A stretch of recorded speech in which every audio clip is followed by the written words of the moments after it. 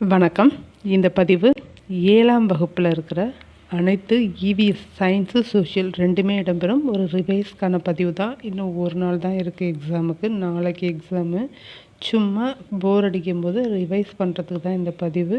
இதை படிங்க, பாஸ் ஆகிடலாம், இதை படிங்க, இதை உடனே படிங்க அப்படிங்கிற எந்த கம்பல்ஷனும் கிடையாது. ரிலாக்ஸாக படிங்க. தேவைப்பட்டால் ரிவைஸ் பண்ணுங்கள், இல்லையா ரிலாக்ஸ் பண்ணுங்கள். உங்களுக்கு பிடிச்சதை மட்டும் படிங்க. இவ்வளோ நாள் படித்தது தான் உங்களுக்கு கை கொடுக்கும். வேக வேகமாக பக்கெட்டில் துணியையோ இல்லை பொருளையோ எடுத்து வேகமாக போடுற மாதிரி கிடையாது படிப்பு.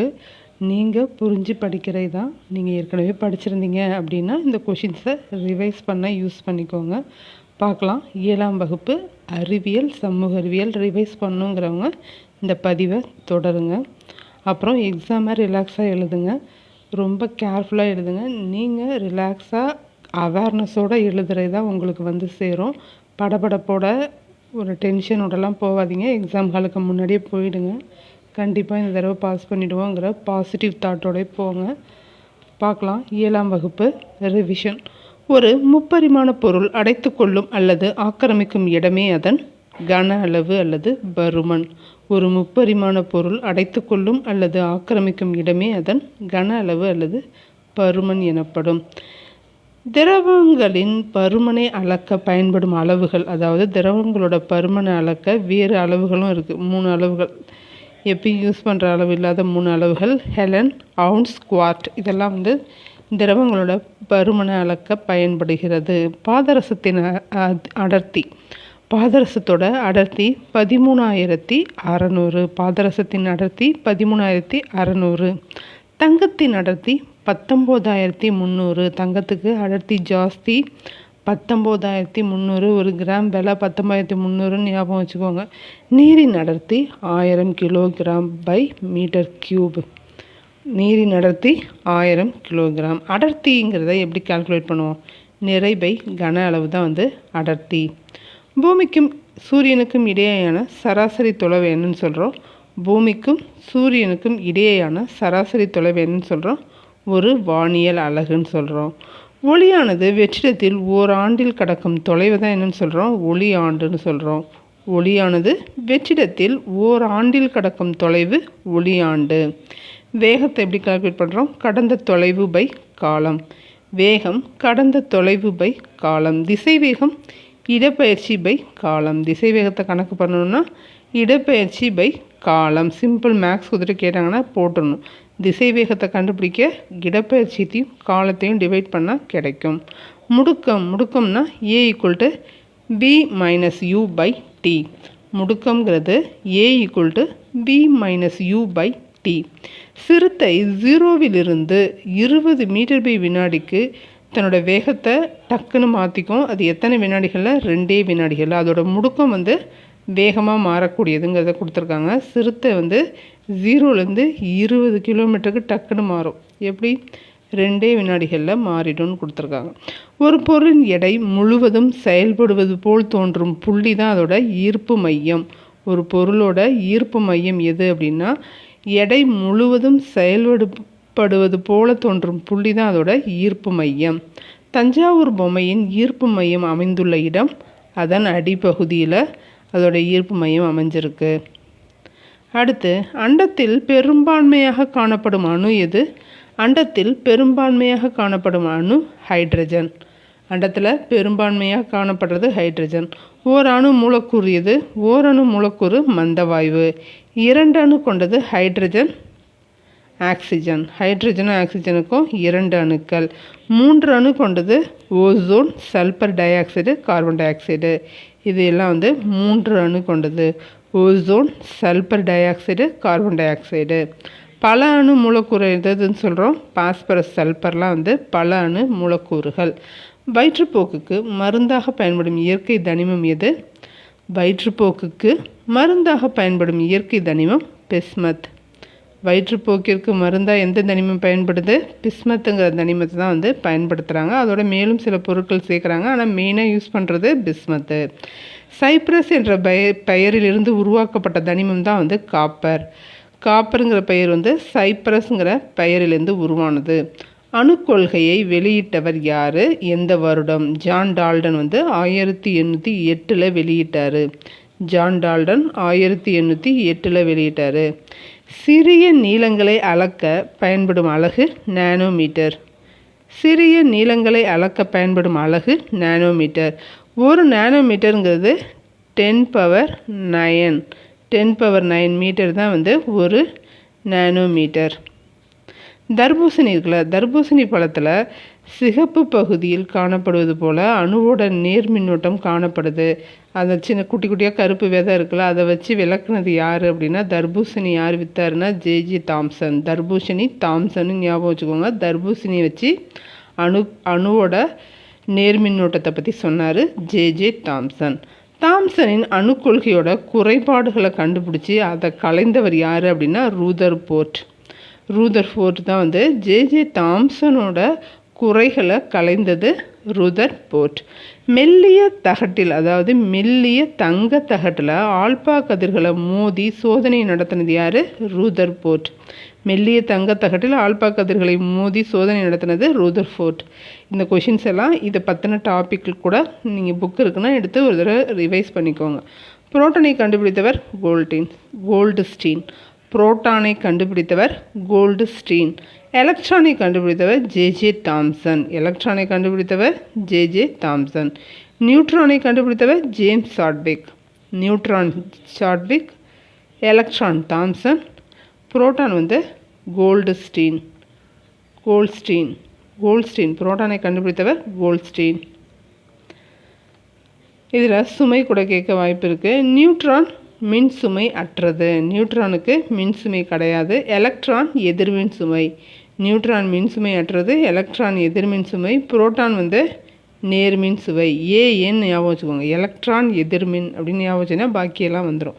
நியூட்ரானுக்கு எதுவுமே கிடையாது. நியூவாக இருக்கிறதுக்கு எதுவும் இருக்காது. நியூவு இல்லைன்னு எடுத்துங்க வச்சுக்கோங்க. நியூவு எதுவும் இல்லை. எலக்ட்ரான் எதிர்மின்.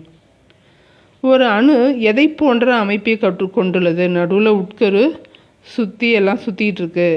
அது எந்த மாதிரியான அமைப்பை கொண்டிருக்கு அப்படின்னா சூரிய மண்டலத்தை போன்ற அமைப்பை கொண்டுள்ளது. ஒரு அணு எதை போன்ற அமைப்பை ஒத்து இருக்கு அப்படின்னா ஒவ்வொரு அணுவும் சூரிய மண்டலம் மாதிரியான அமைப்பை கொண்டிருக்கு. அடுத்து தனிமங்கள் hydrogen, helium, lithium, beryllium, boron, carbon, nitrogen, oxygen, fluorine, neon. இது எல்லாமே வந்து தனிமங்களோட கண்டினியூஷன். இது 1, இது 2வது தனிமம், 3வது தனிமம், இது 4வது தனிமம், 5வது தனிமம்னு படிச்சுக்கோங்க. ஹைஹி, லீபேப்போ, கானாய். பூ நியான் நான் படிச்சிருந்தேன். ஹைஹி, லீபேப்போ, கானை. பூ நீ அப்படின்னு படிச்சிருந்தேன். ஃபர்ஸ்ட் லெட்டர் மட்டும் மெமரி பண்ணியிருந்தேன். Hydrogen, helium, lithium, beryllium, boron, carbon, nitrogen, oxygen, fluorine, neon. இது நம்பர் கேட்க வாய்ப்பு இருக்குது. எத்தனையாவது தனிமன் கூட கேட்கலாம். அதுக்கு நம்ம டெட்டு இல்லையா, அதில் ஒரு சாம்பிளுக்கு படித்து வச்சுக்கிறதுக்காக இதை படிச்சுக்கோங்கன்னு சொல்கிறேன். ஆக்சிஜனோட அணு எண் வந்து 8, ஃப்ளோரின் 9, நியான் 10, ஹைட்ரஜன் 1, ஹீலியம் 2. அணு எண் இதை கூட படிச்சுக்கோங்க, இதெல்லாம் மெயினானது. Hydrogen 1, carbon 6, oxygen 8, sodium 11, calcium 20. பல மலர்கள் ஒன்றிணைந்து காணப்படும் அமைப்பு அணு எண் பார்த்துக்கோங்க. Hydrogen 1, carbon 6, oxygen 8, sodium 11, calcium 20. பல மலர்கள் ஒன்றிணைந்து காணப்படும் அமைப்பு என்னன்னு சொல்கிறோம்? மஞ்சரின்னு சொல்கிறோம். சூரியகாந்தி கூட அந்த மாதிரி பல மலர்களாக சேர்ந்து ஒரு மலர்களாக இருக்கிற மலர்னு கொடுத்துருக்காங்க. அடுத்து பாருங்கள், ஒரு பால் மலருக்கு உதாரணம் ஒரே ஒரு பால் மலர். அதாவது சில மலர்கள் ஆண் மலராக இருக்கும், சில மலர்கள் பெண் மலர்களாக மட்டுமே இருக்கும். அது வந்து பூசணி மலர். ஒரு பால் மலருக்கு எடுத்துக்காட்டு பூசணி மலர். தாவர உலகத்தில் மிக சிறிய விதை எது அப்படின்னா ஆர்க்கிட்டுங்கிறது தான் வந்து மிக சிறிய விதை. உலகத்திலே ரொம்ப சின்ன விதை எது அப்படின்னா ஆர்க்கிட். ஸ்பைரோகைரா பல இளம் பாசிகளை உருவாக்கும் முறை எப்படி அப்படின்னா துண்டாதல். பாசியை தான் சொல்கிறாங்க. ஸ்பைரோகைரா அப்படிங்கிற பாசி வந்து இளமாக வந்து துண்டாகி புது உயிரை உருவாக்கும். அதுதான் வந்து ஸ்பைரோகைரா இளம் பாசிகளை எப்படி உருவாக்குது? துண்டாதல் முறையில். மகரந்தத்தாளின் வளமான பகுதி எது? மகரந்தத்தூள். இது கேட்டிருந்தாங்க. மகரந்தத்தாளின் வளமான பகுதி மகரந்தத்தூள். இதுவும் கேட்டிருக்காங்க. ஒரு செல் உயிரிகளுக்கான எடுத்துக்காட்டு அமீபா, கிளாமிடோமோனஸ் பாக்டீரியா.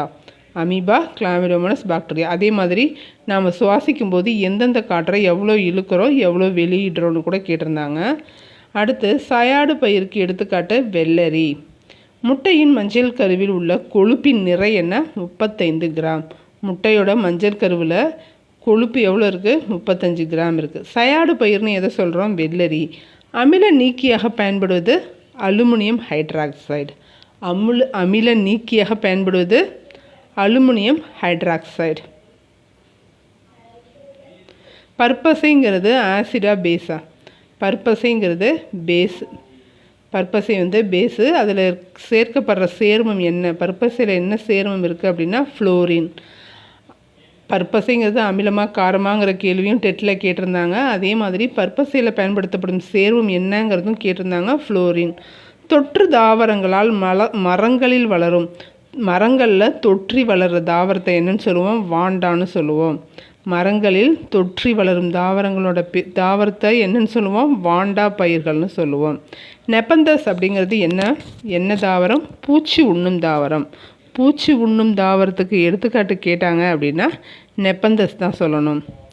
இந்த நெப்பந்தஸ் பூச்சிகளை சாப்பிட்டு எதை பெறுது? நைட்ரஜனை பெறுகிறது. பூச்சிகளை சாப்பிட்டு எதை பெறுகிறது? நைட்ரஜனை பெறுகிறது. உணவை மெல்லும் மற்றும் ருசிக்கும் செயல் என்னன்னு சொல்கிறோம்? மாஸ்டிகேஷன்னு சொல்கிறோம். உணவை மெல்லும் அல்லது மெல்றது ருசிக்கிறது ரெண்டுத்தையுமே என்னன்னு சொல்கிறோம்? மாஸ்டிகேஷன்னு சொல்கிறோம். காசநோய்க்கு காரணமான bacteria Mycobacterium tuberculosis. Mycobacterium tuberculosis அப்படிங்கிறது தான் காசநோய். கால்ரா, விப்ரியோ கால்ரா. கால்ரா ஒரு பாக்டீரியா நோய். அதுக்கு என்ன பாக்டீரியா? விப்ரியோ காலராங்கிறது தான் காரணமாக இருக்குது. டைஃபாய்டுக்கு காரணமான பாக்டீரியா சால்மோனெல்லா டைஃபி. டைஃபாய்டுக்கு காரணமான பாக்டீரியா சால்மோனெல்லா டைஃபி. மஞ்சக்காமாலை நோய்க்கு ஹெப்படைட்டிஸ் வைரஸ். மஞ்சக்காமாலை நோய்க்கு காரணமான வைரஸ் ஹெப்படைட்டிஸ் வைரஸ். வரிசெல்லா என்று அழைக்கப்படும் நோய், வரிசெல்லான்னு அழைக்கப்படுறது தட்டம்மை. தட்டம்மை தான் வரிசெல்லா நோயோட காசு. மருந்துகளின் ராணி என்று அழைக்கப்படுவது பென்சிலின். மருந்துகளின் ராணி பென்சிலின். பென்சிலினை கண்டுபிடித்தவர் அலெக்சாண்டர் ஃப்ளெமிங். அலெக்சாண்டர் ஃப்ளெமிங் தான் பென்சிலினை கண்டறிந்தார். அலெக்சாண்டர் ஃப்ளெமிங் பள்ளி படிப்பை எங்கு முடித்தார்? லண்டனில் படிச்சிருக்காரு. அதனால தான் பென்சிலினை கண்டுபிடிச்சிருக்காரு. Alexander London. புகைப்படங்களை காணொலியாக மாற்ற பயன்படும் மென்பொருள் எது? Microsoft photo gallery. Microsoft photo story அப்படிங்கிறது தான் ஃபோட்டோ ஸ்டோரிங்கிறது தான் நாம் படங்களை கொடுத்தா அது நமக்கு காணொலியாக மாற்றி கொடுக்கும். அது என்ன சாஃப்ட்வேரு? Microsoft photo story. கணிதத்தின் அடிப்படையில் உருவாக்கப்படுவதால் பெரிதாக்கினாலும் துல்லியங்கள் மாறாத படங்களை கொடுக்குது எது? வெக்டர் வரைபடங்கள். இதை வச்சு தான் சிம்பல், கொடி இதெல்லாம் இதை வச்சு உருவாக்குறாங்க. எதனால் அப்படின்னா எவ்வளோ பெரிதாக்குனாலும் கிளாஷ் ஆகாது, ரொம்ப துல்லியமாக இருக்கும். எந்த படம் அப்படின்னா வெக்டர் வரைபடங்கள். வரலாற்று ஆசிரியரின் கடமைகளை பற்றி யார் கூறினார் அப்படின்னா காஃபிகான் அப்படிங்கிற ஒரு வரலாற்று ஆசிரியர் தான் சொன்னார். வரலாற்று ஆசிரியர் உண்மையை தான் பேசணும், தான் ஃப்ரெண்டு, தன்னோட மன்னர், தன்னோட உறவினர்கள் அப்படின்னு பாரபட்சம் பார்த்து பேசக்கூடாது, உயிரே போனாலும் உண்மையை தான் சொல்லணும் அப்படின்னு ஒரு கூற்று சொல்லியிருப்பார். அது யார் அப்படின்னா காஃபிகான். அவர் எங்கே இருந்தார்? அவுரங்கசீப்பின் வரலாற்று ஆசிரியராக இருந்தார். அவுரங்கசீப்போட வரலாற்று ஆசிரியர் தான் காஃபிகான். வரலாற்று ஆசிரியர் எந்த மாதிரிலாம் பேசணும், எந்த மாதிரி நடந்துக்கணும் அப்படிங்கிறத சொன்னார். 62வது கொஷின் பாருங்கள். பள்ளி சந்தம் எனப்படுவது சமண சமய நிறுவனங்களுக்கு கொடையாக வழங்கப்பட்ட நிலம் தான் பள்ளி சந்தம். சமண சமய நிறுவனங்களுக்கு கொடையாக வழங்கப்பட்ட நிலம் பள்ளி சந்தம். பிரம்மதேயம் எனப்படுவது பிராமணர்களுக்கு கொடையாக வழங்கப்பட்ட நிலம் தான் பிரம்மதேயம். மொராக்கா நாட்டு பயணி. மொராக்கா நாட்டின் பயணி யாருன்னா இபின் பதுதா. இபின் பதுதா தான் மொராக்கா நாட்டோட பயணி. அவர் இந்தியாவுக்கு வந்தார். அவரோட பயண நூல் என்ன? ரிக்லா. ரிக்லானா பயணங்கள்னு அர்த்தம். ரிக்லா அது யாரோட பயண நூல்? மொராக்கோ நாட்டு பயணியோட இபின் பதுதா. மொராக்கோ நாட்டு பயணியான இபின் பதுதாவோடது. எண்ணாயிரம் என்னும் கிராமத்தில் வேத கல்லூரி ஒன்றை நிறுவியவர் யார்? எண்ணாயிரம் என்னும் கிராமத்தில் வேத கல்லூரி ஒன்றை நிறுவனர் யார்? முதலாம் ராஜேந்திரன். கம்பராமாயணமும் பெரிய புராணமும் எந்த காலப்பகுதியை சேர்ந்தது? சோழர் காலப்பகுதியை சேர்ந்தது. சோழ பகுதியில் சோழர் ஆட்சியில் இருக்கும்போது தான் கம்பராமாயணமும் பெரிய புராணமும் வெளிவந்ததாக சொல்லியிருக்காங்க. மகசூலில் மூன்றில் ஒரு பகுதியை வரியாக வசூலித்த சோழர்கள் வசூலித்தாங்க. அந்த நில வருவாயோட பேர் என்ன? காணிக்கடன். சோழர்களோட முக்கிய வருவாயாக இருந்தது இந்த காணிக்கடன் தான். இது நில வரி. இந்த நிலவரியை வச்சு மூணில் ஒரு பாகத்தை வாங்கிப்பாங்க. இன்ஃபர்மேஷன் நிறைய சொல்கிறேன், எல்லாத்தையுமே மைண்டில் ஏற்றிக்க ட்ரை பண்ணுங்க. திருமுறைகளை தொகுத்தவர் நம்பியாண்டார் நம்பி. ஹரிகேசரி சமண மதத்திலிருந்து சைவத்திற்கு மாற்றினது யார்? ஹரிகேசரிங்கிறவரை சமண மதத்தில் தான் அவர் இருந்தார். அவரை பேசி சைவத்துக்கு மாற்றிட்டார் திருஞான சம்பந்தர். அதுக்கப்புறம் அவர் ஏன் சைவத்துக்கு மாறினார்னு அவரை கழுவேற்றுறதெல்லாம் செஞ்சாங்க. அதெல்லாம் அதையும் தெரிஞ்சுக்கோங்க. ஆனால் ஹரிகேசரியை சமணத்துலேருந்து சைவத்துக்கு மாற்றினது நம்ம திருஞான சம்பந்தர்.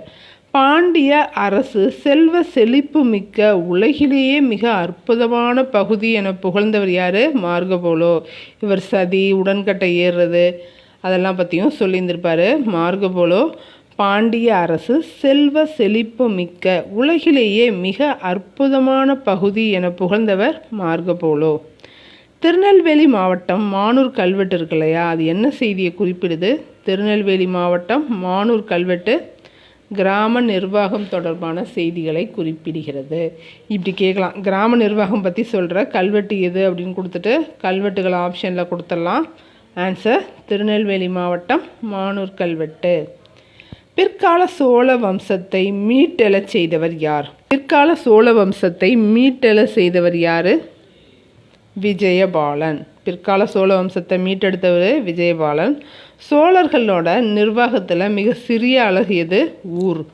சோழர்களின் நிர்வாகத்தில் மிக சிறிய அலகு ஊர். விஜயபாலன் வழிவந்த சோழ வம்சத்தின் கடைசி அரசர் ஆதி ராஜேந்திரன். ஆதின்னு போட்டிருக்காங்க, ஆனால் அவர் தான் கடைசி.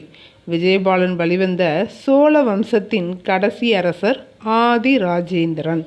தஞ்சையில் புகழ்பெற்ற பிரகதீஸ்வரர் கோயிலை கட்டியவர் முதலாம் ராஜராஜன். தஞ்சையில் புகழ்பெற்ற பிரகதீஸ்வரர் கோயிலை கட்டினது முதலாம் ராஜராஜன். இந்தியாவில் முஸ்லீம் கட்சியை தொடங்கியவர். முஸ்லீம் கட்சியில் முஸ்லீம்களின் ஆட்சியை நிறுவியவர். இந்தியாவில் முஸ்லீம்களின் ஆட்சியை நிறுவியவர் லெசனில் ஃபஸ்ட்லேயே கொடுத்துருப்பாங்க, முகமது கோரி. குதுப்பினார் கட்டடப் பணியை தொடங்கினது யார்? நிறைவு செய்தது யார்? இது நிறையா தடவை கேட்டிருக்காங்க. குதுப்பினார் கட்டடப்பணியை தொடங்கினது குதுப்துதீன் ஐபக். குதுப் மினார் கட்டடப்பணியை துவங்கினது குதுபுதீன் ஐபக். நிறைவு செய்தவர் இல்துமிஸ். கட்டடத்தை நிறைவு செஞ்சவர் இல்துமிஸ். தோல்வியுற்ற மன்னரை சார்ந்த பெண்கள் தீயில் புகுந்து தங்களை மாய்த்து கொள்வது என்னன்னு சொல்லுவோம்? ஜவுஹர்னு சொல்லுவோம். ஒரு அரசர் இறந்துட்டாரு அப்படின்னா அவர் வீட்டில் இருக்க பெண்கள் எல்லாரையும் அவங்க கைது பண்ணி அடிமையாக கூப்பிட்டு போயிடுவாங்க. அதுலேருந்து தப்பிக்கிறதுக்காக பெண்கள் எல்லாரும் ஒட்டு மொத்தமாக சேர்ந்து தற்கொலை பண்ணிப்பாங்க. கூட்டமாக சேர்ந்து தற்கொலை பண்ணிக்கிறது தான் என்னன்னு சொல்கிறோம்? ஜவுஹர் அப்படின்னு சொல்கிறோம். அடுத்து டெல்லியிலிருந்து குடிமக்களை மட்டும் இடம்பெயர செல்லாமல் கால்நடைகளையும் சேர்த்து தௌலதாபாத்திற்கு மாற்றினார் யார்?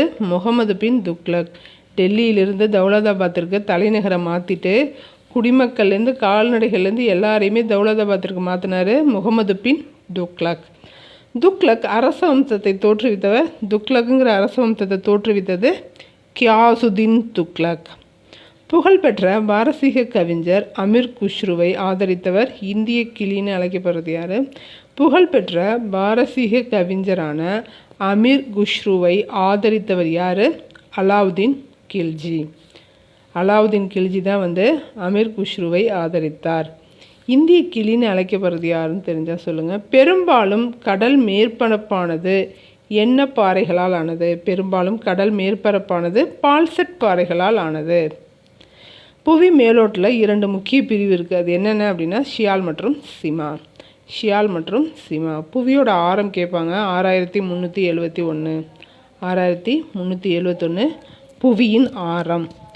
புவி உள்ளிருந்து வெளிப்படும் ஆற்றல் என்னன்னு சொல்கிறோம்? அக உந்து சக்தின்னு சொல்கிறோம். புவி வெளியிலேருந்து இயங்கும் சக்திகள்லாம் என்னென்னு சொல்கிறோம்? புற உந்து சக்திகள்னு சொல்கிறோம். நிலநடுக்கத்தை அளவிடும் கருவி வந்து ரிக்டர் அளவை. இதில் எது வரைக்கும் அளவு இருக்கும்? 0லேருந்து 9 வரைக்கும் இருக்கும். 0 to 9 அலகுகள் இருக்கும். நில அளவை முறைகள் 3 இருக்குது. நில அலைகள் வந்து, அதாவது நிலநடுக்கம் ஏற்படும் போது 3 அலைகள் இருக்குது. அது எந்த அலைகள்னு பாருங்கள். பி அப்படின்னா அழுத்த அலைகள், எஸ் அப்படின்னா முறிவு அலைகள், எஸ் அலைகள் இல்லைன்னா முறிவு அலைகள், எல் அலைகள் இல்லைன்னா மேற்புற அலைகள்னு சொல்கிறோம். அழுத்தத்தை பீனும், எஸ்ஸை வந்து முறிவுன்னும், எல்லை வந்து மேற்பரப்பு அலைகள்னு சொல்கிறோம். புவியினுக்குள் வாயுக்களுடன் பாறை குழம்பு, பூமிக்குள்ளார வாயுவோடு சேர்ந்து பாறை குழம்பு இருக்கும்போது அதை என்னென்னு சொல்கிறோம்? மாக்மான்னு சொல்கிறோம். அதே ஒரு ஓட்ட வழியாக வெளியில் வந்துடுது அப்படிங்கும்போது அதை லாவான்னு சொல்கிறோம். பூமிக்குள்ளே எரிமலை குழம்பு இருந்தால் அது மாக்மா, வெளியில் வந்துடுது அப்படின்னா அது லாவா. மத்திய தரைக்கடலின் கலங்கரை விளக்கம் என அழைக்கப்படுவது ஸ்ட்ரம்போலி எரிமலை. இது ஒரு இயங்கும் எரிமலைக்கு எடுத்துக்காட்டு கேட்டாலும் இதை சொல்லலாம், ஸ்ட்ரம்போலி எரிமலை. முதன்மை ஆற்றிலிருந்து பிரிந்து செல்லும் ஆறு தான் வந்து கிளையாறு. முதன்மை ஆற்றிலிருந்து பிரிந்து செல்கிற ஆறு கிளையாறு. அதே மாதிரி ஆறோ நீரோடையாக இருக்கு இல்லையா, அது வந்து ஒரு முதன்மை ஆற்றில் சேருது அப்படின்னா அது துணையாறு. ஆறோ நீரோடையோ முதன்மை ஆற்றோட சேர்வது துணையாறு.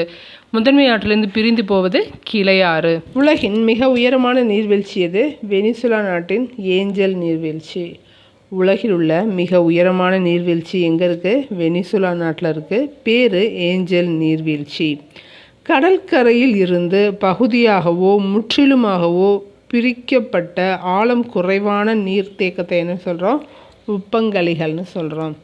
கடலிலிருந்து, கடற்கரையிலேருந்து பகுதியாகவோ முற்றிலுமாகவோ பிரிக்கப்பட்டு ஆழம் குறைவான நீர்த்தேக்கத்தை என்னன்னு சொல்கிறோம்? உப்பங்கழிகள்னு சொல்கிறோம். அடுத்து 94வது கேள்வி. மலையடிவாரத்தில் ஆறுகளால் படிய வைக்கப்படும் படிவம் தான் வந்து வண்டல் விசிறி. மலையடிவாரத்தில் ஆறுகளால் படிய வைக்கப்படும் படிவம் வண்டல் விசிறி. குற்றால நீர்வீழ்ச்சி அமைந்துள்ள ஆறு சிற்றாறு. குற்றால அருவி அமைஞ்சிருக்கிறது சிற்றாறில். மிகப்பெரிய காற்றடி வண்டல் படிவுகள் காணப்படும் இடம் சீனா.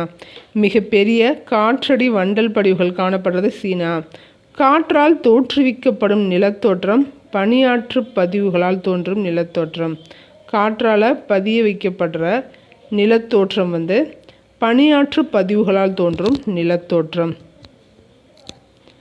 காற்று அரிப்பால் தனி குன்றுகள் காணப்படும் இடம் எங்கே இருக்குது அப்படின்னா ஆப்பிரிக்காவின் கலஹாரி பகுதி. ஆப்பிரிக்காவோட கலஹாரி பகுதியில் தான் வந்து காற்று அரிக்கிறதுனால தனி குன்றுகள் காணப்படுது. அது எந்த இடம்னா ஆப்பிரிக்காவின் கலஹாரி பகுதி. உலக மக்கள் தொகை தினம் ஜூலை 11. பன்னாட்டு தாய்மொழி தினம் பிப்ரவரி 21. ஒவ்வொரு ஆண்டும் ஜனவரியில் வரும் 3வது ஞாயிற்றுக்கிழமை உலக மத நல்லிணக்க தினம். பன்னாட்டு தாய்மொழி தினம் பிப்ரவரி 21. ஒவ்வொரு ஆண்டும் ஜனவரி வரும் 3வது ஞாயிற்றுக்கிழமை என்னன்னு சொல்கிறோம்? உலக மத நல்லிணக்க தினம்னு சொல்கிறோம். உலக கலாச்சார பன்முகத்தன்மை தினம் மே 21. உலக கலாச்சார பன்முகத்தன்மை தினம் மே 21. தமிழ்நாட்டில் பொலிவுறும் நகரங்களாக மாற்றப்பட உள்ள முக்கிய நகரங்கள் 12. தமிழ்நாட்டில் பொலிவுறும் நகரங்களாக மாற்ற போகிறாங்க. அது எத்தனை நகரங்களை? 12 நகரங்களை. காக்கசாய் இனத்தை இவ்வாறும் அழைப்பார்கள். ஐரோப்பியர்கள்னு அழைக்கிறோம். ஐரோப்பியர்களை என்னென்னு சொல்கிறோம்? காக்கசாய் இனத்தவர்கள்னு சொல்கிறோம். சட்டத்தின் ஆட்சி என்ற சொற்றொடரை உருவாக்கியவர் ஏவி டைசி. சட்டத்தின் ஆட்சி என்ற சொற்றொடரை உருவாக்கியவர் ஏவி டைசி. அரசியலமைப்பு சட்டத்தின் சமத்துவத்தை குறிக்கும் பிரிவு. சமத்துவத்தை பற்றி சொல்கிற சட்டங்கள் எது அப்படின்னா 14லேருந்து 18 வரைக்கும். 14லேருந்து 18 வரைக்கும் சமத்துவத்தை பற்றி சொல்லுது.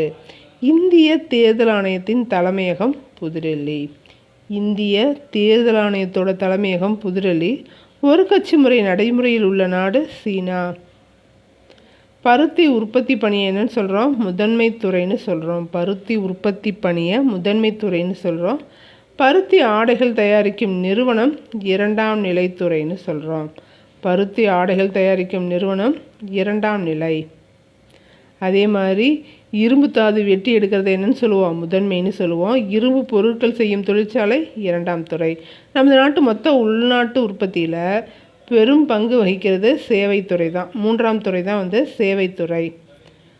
மூன்றாம் துறை சேவைத்துறை. நாட்டின் மொத்த உள்நாட்டு உற்பத்தியில் பெரும் பங்கு வகிக்கிறது இந்த சேவைத்துறை தான்.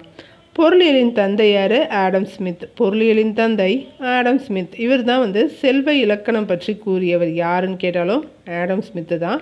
நாடுகளின் செல்வம் என்ற நூலை எழுதியவர் யாருன்னு கேட்டாலும் ஆடம் ஸ்மித்தை தான் சொல்லணும். மனிதனோட உடலில் சராசரி வெப்பநிலை என்ன? 37 டிகிரி செல்சியஸ், அப்படி இல்லாட்டி 98.6 டிகிரி ஃபாரன்ஹீட். 37 இல்லைன்னா 98.6 செல்சியஸ் மற்றும் ஃபாரன்ஹீட் அளவு சமமான வெப்பநிலையை எப்போ அடையும் அப்படின்னா -40. செல்சியஸும் ஃபாரன்ஹீட்டும் சமமான வெப்பநிலையை எப்போ பெறும்? -40. வெப்பநிலையின் எஸ்ஐ அலகு கெல்வின். மின்னோட்டத்தின் எஸ்ஐ அலகு ஆம்பியர். வெப்பநிலையின் எஸ்ஐ அலகு கெல்வின், மின்னோட்டத்தின் எஸ்ஐ அலகு ஆம்பியர். மின் தடையின் எஸ்ஐ அலகு ஓம். மின் தடையின் எஸ்ஐ அலகு ஓம். மின் கடத்துத்திறன் அதிகம் கொண்ட பொருள் எது அப்படின்னா வெள்ளி. மின் கடத்துத்திறன் அதிகம் கொண்ட பொருள் எது அப்படின்னா வெள்ளி. நவீன மின்கலன் கண்டுபிடிக்க காரணமானவர் யாருன்னா அலெக்சாண்டர் வோல்டா தான் வந்து நவீன மின்கலத்தை கண்டுபிடிக்கிறதுக்கு காரணமாக இருந்திருக்காரு. மின் அறிதிறன் கடத்திகள், அதாவது மின்னை கடத்தாதது, கரண்ட்டு பாஸ் ஆகாத பொருள்னு கேட்டிருக்காங்க. மரக்கட்டை, கண்ணாடி, ரப்பர். தாமிரத்தாலான மின்கடத்திகளை கொண்டிருப்பது. தாமிரத்தாலான மின்கடத்திகள் எதை கொண்டிருக்கோம்? குறைந்த மின்தடையை கொண்டுள்ளது. தாமிரம் வந்து மிக குறைந்த மின்தடை. ஏடிஎம் கார்டு மற்றும் சிம் கார்டுகளில் இருக்கிற சிப் இருக்கு இல்லையா, அந்த சிப்பில் என்ன இருக்குதுன்னு கேட்டிருக்காங்க. சிப்பில் என்ன இருக்குது? குறைக்கடத்திகள் இருக்குது. அந்த குறைக்கடத்திகளோட பேர் சிலிக்கான் மற்றும் ஜெர்மனியம். சிலிக்கான் மற்றும் ஜெர்மேனியம்ங்கிற குறைக்கடத்திகளை கொண்டு தான் அது உருவாக்கப்படுது. ஏடிஎம் கார்டுலேயும் சிம் கார்டுலேயும் இருக்கிற சிப் சிலிக்கான், ஜெர்மேனியம். இரத்த செல், நரம்பு செல்லாவோ தசை செல்லாவோ எந்த ஒரு செல்லாவோ உடம்புல இருக்க எந்த செல்லாக வேணாலும் மாற்றம் பெறும். அவ்வளோ சூப்பரான ஒரு செல் இருக்குது. அந்த செல் என்ன? மூளை செல். இந்த மூளை செல்லை கொண்டு வந்து கொடுத்தோம் அப்படின்னா எந்த ஒரு செல்லாக வேணாலும் அது மாறிக்கும். இதுதான் வந்து இதோட சிறப்பு. எந்த செல்லாகவும் மாறும் தனி சிறப்பு பெற்ற செல் எதுன்னு கேட்டாங்கன்னா மூளை செல், அதாவது கருப்பையில் இருக்கிற செல். கரு உருவாகுது இல்லையா, அந்த செல்லு தான் வந்து மூளை செல். அது எந்த செல்லாக வேணும் மாறும், அந்த அளவுக்கு சிறப்பு பெற்றது மூளை செல். செல்லின் ஆற்றல் மையம் மைட்டோகாண்ட்ரியா. செல்லின் ஆற்றல் மையம் மைட்டோகாண்ட்ரியா. உட்கரு இல்லாத இரத்த செல் எதுனா சிவப்பு இரத்த செல். அதனால தான் அது சீக்கிரமாக டெத் ஆகிடும். உட்கரு இல்லாத இரத்த செல் சிவப்பு இரத்த செல். விலங்குகளை இடப்பெயர்ச்சி அடிப்படையில் பிரித்தார். என்னது? நடக்கிறது, ஓடுறது, பறக்கிறது அப்படின்னு பிரித்தார். யார்? அரிஸ்டாட்டில். இவர் செத்து 2000 வருஷத்துக்கு அப்புறம் தான் இவரோட கண்டுபிடிப்புகள்லாம் நடைமுறைக்கு வந்துச்சு. இவர் உயிரோடு இருக்க வரைக்கும் இவரை பற்றி நமக்கு தெரில. இதை ஞாபகத்தில் வச்சுக்கோங்க. நீர் மற்றும் நிலத்தில் வாழ்பவை அம்பீபியான்னு அழைக்கிறோம். நீர் மற்றும் நிலத்தில் இருவாழ்வி என்னன்னு சொல்கிறோம்? ஆம்பீபியா. 5 உலக வகைப்பாட்டை கூறியவர் ஆர்ஹெச் பிட்டேகர். 5 உலக வகைப்பாட்டை கூறியவர் ஆர்ஹெச் பிட்டேகர். 133 பாருங்கள். அல்லியம் ஜீபம். அல்லியம் ஜீபாங்கிறது வந்து வெங்காயத்தை சொல்கிறோம். அல்லியம் ஜீபாங்கிறது வெங்காயத்தோட அறிவியல் பெயர். தற்கால வகைப்பாட்டியலின் தந்தை யார்? காரல் லினேயஸ். தற்கால வகைப்பாட்டியலின் தந்தை யார்? காரல் லினேயஸ். குழந்தைகளுக்கு இலவச ஓவிய பயிற்சி செயலியை சொல்கிறது எந்த செயலி அப்படின்னா, இலவசமாக பெயிண்ட் சொல்லித்தர்ற ஆப் இருக்குது. அந்த ஆப் பேர் வந்து Tux Paint. TUXPAINT. Tux Paint தான் வந்து குழந்தைங்களுக்கு இலவசமாக ஓவிய பயிற்சி கொடுக்குது. அதே மாதிரி கணிதம் கற்றுக்கிறதுக்கான காணொளி விளையாட்டுக்களை கொடுக்கறது எது அப்படின்னு கேட்டாங்கன்னா டக்ஸ் மேத். டக்ஸ் மேத்து தான் வந்து காணொளி மூலியமாக மேக்ஸ் சொல்லி கொடுக்குது. TUX ஞாபகத்தில் வச்சுக்கோங்க. வெற்றி நகரம் என்று அழைக்கப்படுவது விஜயநகரம். விஜயனாலே வெற்றின்னு அர்த்தம். விஜயநகர அரசை நிறுவிய சகோதரர்கள் யார்? ஹரிஹரர் மற்றும் புக்கர். விஜயநகர அரசை நிறுவிய சகோதரர்கள் ஹரிஹரர் மற்றும் புக்கர். நூலக படிக்கட்டுகளில் இடறி விழுந்து மரணம் அடைந்தது யார்? ஹுமாயூன். நூலக படிக்கட்டில் இடறி விழுந்து மரணம் அடைந்தவர் ஹுமாயூன். இந்தியாவில் பாரசீக கட்டடக்கலை முறையை அறிமுகப்படுத்தினது பாபர். பாரசீகம், பாபர்னு ஞாபகம் வச்சுக்கோங்க. இந்தியாவில் பாரசீக கட்டிட முறையை அறிமுகப்படுத்தினது நம்ம பாபர் தான். அக்பரோட வருவாய்த்துறை அமைச்சர் யார்? ராஜா தோடர்மால். வருவாய்க்கே ராஜான்னு பேர் கொடுத்துட்டாரு. அக்பரின் வருவாய்த்துறை அமைச்சர் ராஜா தோடர்மால். சிவாஜியோட ஆசிரியராகவும் சிவாஜிக்கு பாதுகாவலராகவும் இருந்தது யார்? தாதாஜி கொண்டதேவ். தாதாஜி கொண்டதேவ் தான் அவரோட ஆசிரியர். அவர் தான் அவரோட பாதுகாவலரும் கூட. புதுப்பிக்கத்தக்க வளங்கள் என்ன? சூரிய ஆற்றல், காற்றாற்றல், நீராற்றல். இது எல்லாமே புதுப்பிக்கலாம். புதுப்பிக்க இயலாத வளங்கள் புதைப்படிவ எரிபொருள், நிலக்கரி, உலோகம், இரும்பு, தங்கம், வெள்ளி எல்லாமே புதுப்பிக்க முடியாது. சரி, இயற்கை வாயு என்னது? புதுப்பிக்கக்கூடியதா, புதுப்பிக்க முடியாததா? இயற்கை வாயு எங்கே கிடைக்கும்? நிலத்துக்கு அடியில் கிடைக்கும். அது புதுப்பிக்கக்கூடிய வளமாக, புதுப்பிக்க இயலாத வளமானு சொல்லுங்கள். சுற்றுலா பயணிகளை வெளியேற்றும் காரணி கௌரவமாக இருந்தால் சுற்றுலா பயணி வெளியில் போயிடுவாங்கன்னு ஞாபகம் வச்சுக்கோங்க. சுற்றுலா பயணிகளை கவரும் காரணி சேவை வசதிகள். வசதியாக இருந்தால் வருவாங்க. 70 கொண்டை ஊசி வளைவுகள். 70 கொண்டை ஊசி வளைவுகள் என்ற புனைப்பெயர் உடைய மலை எது? கொல்லிமலை. ஒவ்வொரு மலைக்குமே ஒரு பெயர் கொடுத்துருக்காங்க, படிச்சுக்கோங்க. 70 கொண்டை ஊசி வளைவுகள் கொண்ட புனைப்பெயருடைய மலை கொல்லிமலை. குற்றாலம் நீர்வீழ்ச்சி அமைந்துள்ள மாவட்டம் தென்காசி மாவட்டம். இந்தியாவில் எத்தனை மாநிலம் இருக்குது? 28 மாநிலம், 8 யூனியன் பிரதேசங்கள். இந்தியாவில் 28 மாநிலங்கள், 8 யூனியன் பிரதேசங்கள் இருக்குது. முதலமைச்சராக தகுதியான குறைந்தபட்ச வயது 25 வயசு இருந்தால் நீங்கள் முதலமைச்சர் ஆகிடலாம். Only 25 years. சட்ட மேலவை உறுப்பினர் ஆகணும்னா இன்னொரு 5 வருஷம் வெயிட் பண்ணோம். 30 வருஷத்தில் சட்ட மேலவை உறுப்பினர் ஆக முடியும். மக்களாட்சியோட 4வது தூண் எது? ஊடகம். மக்களாட்சியின் 4வது தூண் ஊடகம். அடுத்து ஆகாஷவாணி. ஆகாஷவாணி என்ற பெயரில் வானொலி ஒளிபரப்ப தொடங்கப்பட்டது 1956. அதுக்கு முன்னாடியே தொடங்கியிருப்பாங்க. ஆனால் ஆகாஷவாணிங்கிற பெயரில் தொடங்கப்பட்டது 1956. அச்சு இயந்திரம் கண்டுபிடித்தவர் ஜோஹன் குட்டன்பர்க். ஜோஹன் குட்டன்பர்க்னு வரும். அவர் தான் அச்சு இயந்திரத்தை கண்டுபிடிச்சார். சமதள ஆடியில் தோன்றும் பிம்பம் எப்படி இருக்கும்? சமதள பிம்பம். சமதள ஆடி எப்படின்னு பார்த்துக்கோங்க. மாய பிம்பம். நேரான பிம்பம். பொருட்களின் அளவும் பிம்பத்தோட அளவும் சமமாக இருக்கும். இதான் சமதள ஆடியில் தோன்றுற பிம்பம். ஊசித்துளை கேமராவில் தோன்றும் பிம்பம் மெய்பிம்பம். தலைகீழான பிம்பம். தலைகீழாய் தோன்றும் பிம்பம் அதோட அளவுலையும் உண்மையான பொருளுக்கும் அளவு ஆடியில் தோன்ற அளவுக்கும் பொருள் மாறுபாடு இருக்கும். அடுத்து பல வண்ணங்களை கலப்பதன் மூலம் வெள்ளை வண்ணத்தை உருவாக்கலாம் அப்படின்னு சொன்னது யார்? நியூட்டன். எதை வச்சு சொன்னார்? வட்டு. நியூட்டன் வட்டு வச்சு சொன்னார். அதுதான் சுற்றினா அப்படியே ஒயிட்டாக மாறும். அதுதான் நியூட்டன் வட்டு. அதில் என்னென்ன கலர் அடிச்சிருப்பாங்க? விப்ஜிஆருங்கிற 7 கலரும் அடிச்சிருப்பாங்க. ஆடியில் படும் ஒளி டேஷ் அடையும், எதிரொலிப்பு அடையும். ஆடியில் படும் ஒளி எதிரொலிப்பு அடையும். சூரிய ஒளியானது எந்த வண்ணங்களில் கலந்து நமக்கு வருது அப்படின்னா இந்த 7 வண்ணத்தில் கலந்து தான் வருது. இந்த 7 வண்ணங்களும் கலந்த ஒளி தான் சூரிய ஒளி. இந்த கோட் பாருங்கள். எனது குறிக்கோள் மிக எளிமையானது. ஏன் பிரபஞ்சம் இருக்கிறது? இப்போது இருப்பது போல் ஏன் இருக்கிறது என முழுமையாக புரிந்து கொள்வதே என்று கூறினது யார்? அவரோட குறிக்கோள் இதானா? சொன்னது யார்? Stephen Hawking. ஸ்டீஃபன் ஹாக்கிங் தான் சொன்னார், எனது குறிக்கோள் மிக எளிமையானது. ஏன் பிரபஞ்சம் இருக்குது, இப்போ இருக்கிற மாதிரி ஏன் இருக்குது, இதை முழுமையாக புரிஞ்சுக்கணும், இதான் என்னோட நோக்கம்னு சொன்னார் ஸ்டீஃபன் ஹாக்கிங். கருதுளை பற்றின ஆக்க கருத்தை சொன்னது மேக்ஸ் அடிப்படையில் சொல்லியிருப்பார். வளர்பிறை காலத்தில் உள்ள நிலவு என்னன்னு சொல்கிறோம்? முதல் கால் பாகம்னு சொல்கிறோம். வளர்பிறை காலத்தில் அது என்ன சொல்கிறோம்? முதல் கால் பாகம். தேய்பிறை காலத்தில் உள்ள நிலவு 3ஆம் கால் பாகம். இந்தியாவில் முதன்முறையாக அணு வெடிப்பு நடத்தப்பட்டுச்சு எப்போனா 1974. யார் அதில் ஒரு உறுப்பினராக இருந்தார்? அப்துல் கலாமும் ஒரு உறுப்பினராக இருந்தார். அந்த அணு சோதனையை நடத்தினாங்க இல்லையா, அந்த அணு வெடிப்போட பேர் என்ன? சிரிக்கும் புத்தருங்கிற பேரில் 1974 அணு ஆயுத சோதனை நடத்தப்பட்டது. முதல் ரேயான் தொழிற்சாலை உருவான இடம் கேரளா மாநிலம். 1946. முதல் ரேயான் தொழிற்சாலை உருவானது கேரளாவில் 1946.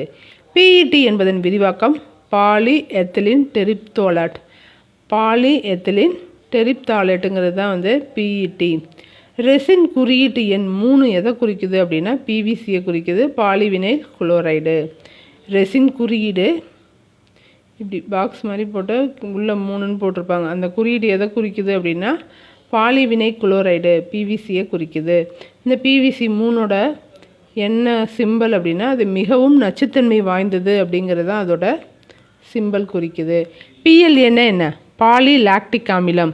பாலிக் லாக்டிக் அமிலத்தை வச்சு ஒரு அதாவது மக்கக்கூடிய உயிர்ப்புள்ள பொருளை வச்சு நம்ம பிளாஸ்டிக் தயாரிச்சிருக்காங்க. அதாவது யூஸ் அண்ட் த்ரோ பொருள் தயாரிச்சிருக்காங்க. அதுக்கு பேர் தான் PLA. PLAங்கிறது மக்கக்கூடிய பொருள், உயிரி பிளாஸ்டிக்குன்னு சொல்லலாம். இதை எப்படி செய்யறதுன்னு கூட கொடுத்துருப்பாங்க. சோளம், கார்ன்ஃப்ளெக்ஸ், சோள மாவு, அதோட ஆசிட் எல்லாம் சேர்த்து செஞ்சுருப்பாங்க. 1 ஹவர் வச்சுருக்கணும். ஒரு நாள் கழித்து அதை யூஸ் பண்ணலாம். 1 ஹவர் அதை அடுப்பில் கொதிக்க வச்சு 1 மணி நேரத்துக்குள்ளே நமக்கு எந்த மாதிரியான மோல்டு வேணுமோ செஞ்சுக்கலாம். ஒரு நாள் கழித்து யூஸ் பண்ணலாம் அப்படிங்கிறதையும் கொடுத்துருப்பாங்க. அடுத்து நெகிழி குப்பைகளை அகற்றும் வழி என்ன அப்படின்னா அதுக்கு நம்ம எதை பயன்படுத்துகிறோம் அப்படின்னா 5R கொள்கையை பயன்படுத்துகிறோம். நெகிழி குப்பைகளை அகற்ற 5R கொள்கை பயன்படுத்தப்படுகிறது. அடுத்து மனிதனால் உருவாக்கப்பட்ட முதல் செயற்கை இலை எதுன்னு கேட்டாக்க நைலான். வலுவான இலை எதுன்னு கேட்டாலும் நைலான் தான். எந்த நோய்க்கு ஆன்டிபயோட்டிக் மருந்துகள் வேலை செய்யாது? உங்களுக்கு சளி இல்லைன்னா ஃப்ளூவாக இருந்தால் நீங்கள் ஆன்டிபயோட்டிக் போட்டாலும் அது வேலை செய்யாது. கண்ட்ரோல் தான் பண்ணுமே தவிர தடுக்காது. சளிக்கும் ஃப்ளூவுக்கும் இல்லை. உலக ORS தினம் என்ன? உலக ORS தினம் ஜூலை 29. ஜூலை 29. 2 பேர் நின்று இப்படி தண்ணி குடிக்கிற மாதிரி ஞாபகம் வச்சுக்கோங்க. 9ங்கிறது தண்ணி குடிக்கிற மாதிரி இருக்குதுன்னு பார்த்துக்கோங்க. 2, 9 ஜூலை 29. ஜூலை 11 என்ன? உலக மக்கள் தொகை தினம். பட்டு உற்பத்தியில் உலகிலேயே 2வது இடம் வகிப்பது இந்தியா. பட்டு உற்பத்தியில் உலகிலேயே 2வது இடம் இந்தியா. அத்வைத தத்துவத்தை சொன்னது யார்? ஆதிசங்கரர். அத்வைத தத்துவத்தை சொன்னது ஆதிசங்கரர். அடுத்து சிருஷ்டி கிடையாது, சிருஷ்டி அமைப்பை சொன்னது சிருஷ்டி அமைப்பை இந்தியாவில் பிரபலமாக்கியவர் யார்? சிருஷ்டி அமைப்பை இந்தியாவில் பிரபலமாக்கினது சீக்கிய சமயம் தான் பிரபலமாக்கியச்சு. சீக்கியர்களின் முதல் குரு குருநானக். சீக்கியர்களின் முதல் குரு குருநானக். பெரியாழ்வாரோட தொடக்க பெயர் என்ன? பெரியாழ்வாரோட ஃபஸ்ட்டு பேர் விஷ்ணு சித்தர். அவரோட இயற்பெயர் விஷ்ணு சித்தர். மீராபாய் யாருடைய சீடர்? மீராபாய் ரவிதாஸோட சீடர். மீராபாய் யாருடைய சீடர்? ரவிதாஸ். விசிஷ்டா வைத தத்துவத்தை போதித்தவர் ராமானுஜர். விசிஷ்டா வைத தத்துவத்தை போதித்தவர் ராமானுஜர். அழகிய நம்பி கோவில் அமைந்துள்ள இடம் திருக்குறங்குடி. அழகிய நம்பி கோவில் அமைந்துள்ள இடம் திருக்குறங்குடி. வைகுண்ட பெருமாள் கோயிலை கட்டினது நந்திவர்மன். வைகுண்ட பெருமாள் கோயில் கட்டியவர் நந்திவர்மன். மகேந்திரவர்மனால் முதலாக கட்டப்பட்ட குடைவரை கோயில் அமைந்துள்ள இடம் மண்டபக்கட்டு. மகேந்திரவர்மன் முதலாக கட்டின குடைவரை கோயில் எங்கே இருக்குது? மண்டபக்கட்டில் இருக்குது. ஆதிநாதர் கோயில் அமைந்துள்ள இடம் ஆழ்வார் திருநகரி. ஆதிநாதர் கோவில் அமைந்துள்ள இடம் ஆழ்வார் திருநகரி. மத்திய வெளியுறவுத்துறை அமைச்சராக பதவி வகித்த முதல் பெண் யார் அப்படின்னா சுஷ்மா ஸ்வராஜ். மத்திய வெளியுறவுத்துறை அமைச்சராக பதவி வகித்த முதல் பெண் சுஷ்மா ஸ்வராஜ். புக்கர் பரிசை வென்ற முதல் இந்திய பெண் அருந்ததி ராய். புக்கர் பரிசை வென்ற முதல் இந்திய பெண் அருந்ததி ராய். முதல் பெண் காவல்துறை இயக்குனர் யார்? காஞ்சனா சௌத்ரி பட்டாச்சாரியார். முதல் பெண் இந்தியாவிலன்னு கேட்கல, தமிழ்நாட்டிலன்னு கேட்கல. முதல் பெண் காவல்துறை இயக்குனர் யார்? காஞ்சனா சௌத்ரி பட்டாச்சாரியார். காஞ்சனா சௌத்ரி பட்டாச்சாரியார் இவங்க உத்தரகாண்டை சேர்ந்தவங்க. வசூலிக்கப்படும் வரியிலிருந்து குறைந்த அளவு தொகையை மட்டுமே செலவிடுறோம் அப்படிங்கிறது சிக்கன விதி. வசூலிக்கப்படும் வரியில் குறைந்த தொகையை மட்டுமே செலவிடுவது சிக்கன விதி. தேய்வு விகித வரிக்கு எதிரானது எதுனா வளர் விகித வரி. சேலரி இன்கம் அதிகமாக வரி டேக்ஸ் பர்சன்டேஜ் அதிகமாச்சுன்னா அது வளர் விகித வரி. அதிகமாக ஒருத்தவங்கள்ட்ட காசு இருக்கும்போது அவங்கள்ட்ட கம்மியாக வரியை போடுறோம் அப்படின்னா அது தேய்வு விகித வரி. தேய்வு விகித வரிக்கு எதிரானது வளர் விகித வரிங்கிறத படிச்சுக்கோங்க. இதோட 7th ஃபுல் ரிவிஷனும் முடியுது. கண்டினியூஸாக ரிவைஸ் பண்ணிக்கோங்க. தமிழ், இங்கிலீஷ் எல்லாத்தையுமே இது வரைக்கும் படித்தது எல்லா நோட்டையும் எடுத்து வச்சு ஒன்ஸ் ரிவைஸ் கொடுத்துக்கோங்க. ரிலாக்ஸாக போங்க. கரெக்டாக சாப்பிட்டுட்டு போங்க. என்ன சாப்பிடணுமோ அதை சாப்பிட்டுக்கோங்க. எனர்ஜி லெவலை கரெக்டாக பார்த்துக்கோங்க. தண்ணி குடிக்கணுமா குடிச்சிக்கோங்க. என்னென்ன திங்ஸ் எடுத்துகிட்டு போகணுமோ எல்லாத்தையும் கரெக்டாக எடுத்துகிட்டு போங்க. All the best for your exam.